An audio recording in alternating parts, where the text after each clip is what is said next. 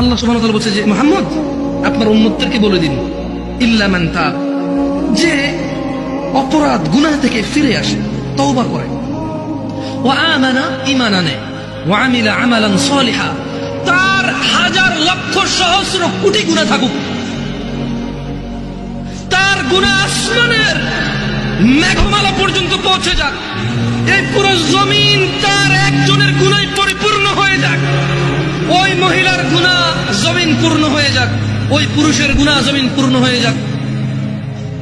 মুহাম্মদ সাল্লাল্লাহু আলাইহি ওয়াসাল্লাম আপনার উম্মতকে বলেন, সে যদি তার গুনাহকে মাপার দরকার নাই, তার গুনাহ কত কত ওজন কত সংখ্যা মাপার দরকার নাই, ওকে বলেন। এটা সূরা ফুরকানের আয়াত।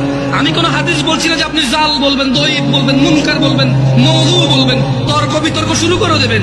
এটা কোরআনুল কারীমের আয়াত, এর অনুবাদ করছি। আল্লাহ বলছেন যে আপনার এই উম্মতদেরকে বলে দেন, গুনার সংখ্যাও কেন গুনছে, ও ওজন কেন করতেছে, ও বেঁচে আছে না, ও নিঃশ্বাস আছে না, ও তো মারা যায়নি, এখনো ওর জন্য তওবার দরজা খোলা আছে, ও ফিরে আসতে পারে, ও ফিরে আসতে বলেন। ও বলুক আল্লাহ যা করেছি আর করবো, তাহলে তওবা করছে, কি করছে, তওবা। এবার বলতেছি আল্লাহ তাকে বলেন ওয়া আমানা ঈমান আনতে বলেন, ওয়া আমিলা আমালান সালিহা, ভালো কাজ করতে বলেন, এবং তাকে বলে দিন আমি আল্লাহ ফাউলাইকা ইউবাদদিলুল্লাহু সাইয়্যাতিহিম হাসানাত, তাকে বলে দিন তার পূর্বের সমস্ত গুনাহ আমি নেকিতে পরিবর্তন করব।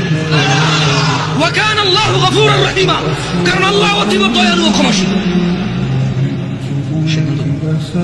আমি চলে গেলাম, তুমি থেকে যাও, আমি এখন চলে গেলাম, তুমি থেকে যাও। তোমার পূর্বের গুনাহ 20 বছর 50 বছর 30 বছর 60 বছর 70 বছর কত বছর তুমি জানো। তোমার রব বলেছে ফিরে আসো, যে যে যে যে যে যে গুনাহ ফিরে আসো, এগুলো আর করা যাবে না। আগের সমস্ত গুনাহের জন্য এবার ঈমান আনো, ভালো কাজ করো, আর খারাপ কাজ করো।